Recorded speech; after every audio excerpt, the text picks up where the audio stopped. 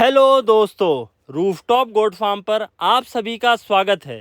इस चैनल के माध्यम से हमारा यह प्रयास है जो लोग बकरी पालन कर रहे हैं उन तक बकरी पालन की सही, सटीक और साइंटिफिक ट्रेनिंग निःशुल्क पहुंचाई जा सके। इस वीडियो में हम जानेंगे कि बकरी की डिलीवरी प्रसव के बाद किन चीज़ों का खास तौर से ध्यान रखना चाहिए जिससे हमें लॉन्ग टर्म प्रोडक्शन मिलता रहे। बकरी के बच्चा देने से 30 दिन पहले और बच्चा देने के 30 दिन बाद तक के पीरियड को हम ट्रांजिशन पीरियड कहते हैं।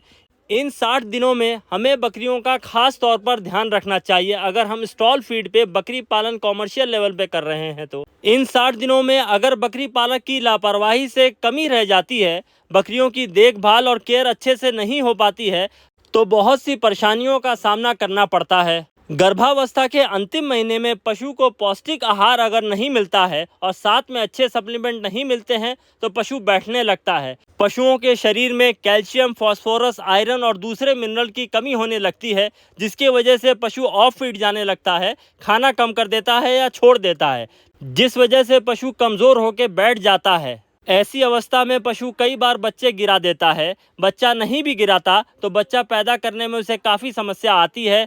लोगों को हाथ डाल के बच्चा कराना पड़ता है। बच्चा किसी तरह हो भी गया तो काफ़ी कमज़ोर होता है। कोलेस्ट्रॉल और दूध माँ को सही मात्रा में नहीं बनता, जिसकी वजह से भी बच्चों की मृत्यु हो जाती है। ये समस्याएं प्रसव से पहले की हो गई। अब बात करते हैं प्रसव के बाद क्या समस्या आती है और उसका समाधान कैसे करना है। डिलीवरी के बाद पशुओं का शरीर काफ़ी कमज़ोर हो जाता है। उनके शरीर की काफ़ी एनर्जी बच्चा देने में, कोलेस्ट्रॉल बनाने में और दूध बनाने में खर्च हो जाती है। अगर पशु की हेल्थ अच्छी नहीं है तो उसे जेर गिराने में भी काफ़ी दिक्कतें आती हैं। प्रसव के बाद आगे आ रही बातों का खास तौर पर ध्यान रखना चाहिए। अगर आप एक ब्रीडिंग फार्म चला रहे तो ज़रूरी दवाइयाँ आपके फार्म पे होना उतना ही ज़रूरी है जितना एक पानी का कनेक्शन।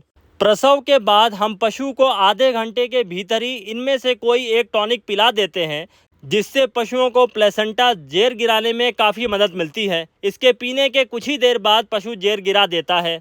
पशु के यूट्रस बच्चेदानी की सफाई के लिए रीस्टोर और रिपेयर के काम आता है। इन टॉनिक्स को पिला देने से यूट्रस की सफाई और रिस्टोरेशन तो होता ही है, साथ में पशुओं का हेल्थ भी अच्छा होता है और दूध भी ज़्यादा मात्रा में मिलता है। पशु इन्फेक्शन से बचा रहता है। कई बार यूट्रस में इन्फेक्शन की वजह से पशु दोबारा हीट पे नहीं आता, कंसीव नहीं करता, बांझ हो जाता है। ऐसे में बकरी पालक चंद रुपए बचाने के चक्कर में एक अच्छा पशु ज़ाया कर देता है। डिलीवरी के बाद पशुओं के शरीर में ग्लूकोज और एनर्जी की ज़रूरत होती है। इसके लिए हम एक काढ़ा बनाते हैं जिसमें हम लगभग आधा से 1 किलो गुड़ लेते हैं, 2 चम्मच अजवाइन लेते हैं, 2-3 चम्मच हल्दी लेते हैं, थोड़ा मेथी दाना लेते हैं, थोड़ा नमक लेते हैं और इसे पानी में डालकर आग के ऊपर थोड़ा गर्म कर लेते हैं या पका लेते हैं। जब ये तैयार हो जाए तो आग से हटा के थोड़ा ठंडा होने देते हैं, फिर इसे पशुओं को पिला देते हैं।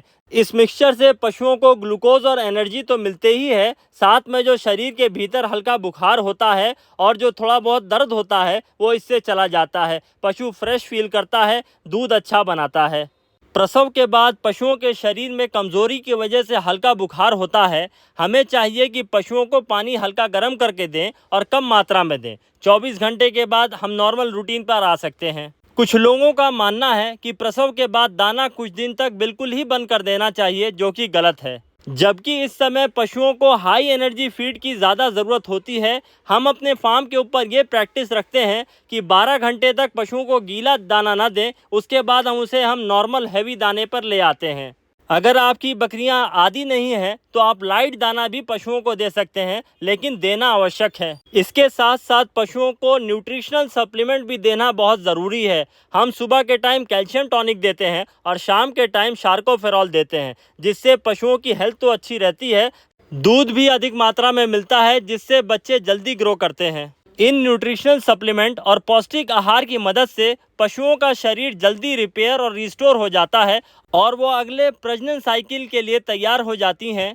अच्छी हेल्थ की वजह से बकरियां डिलीवरी के 21वें दिन से पहले पहले हीट पे आ जाती हैं और कंसीव भी कर लेती हैं। जिससे दो प्रसव के बीच का गैप कम हो जाता है और किसान को भी पहले की तुलना ज़्यादा उत्पादन मिलता है। इसी तरह की साइंटिफिक और प्रैक्टिकल जानकारी निशुल्क हासिल करने के लिए हमारे चैनल को सब्सक्राइब करें और भाइयों तक शेयर भी करें, ताकि हम इसी तरह की जानकारियां आप तक पहुंचाते रहें। वीडियो को लाइक और कमेंट करें, जिससे हमारा मनोबल बढ़े। Thanks for watching. Please like, share and comment.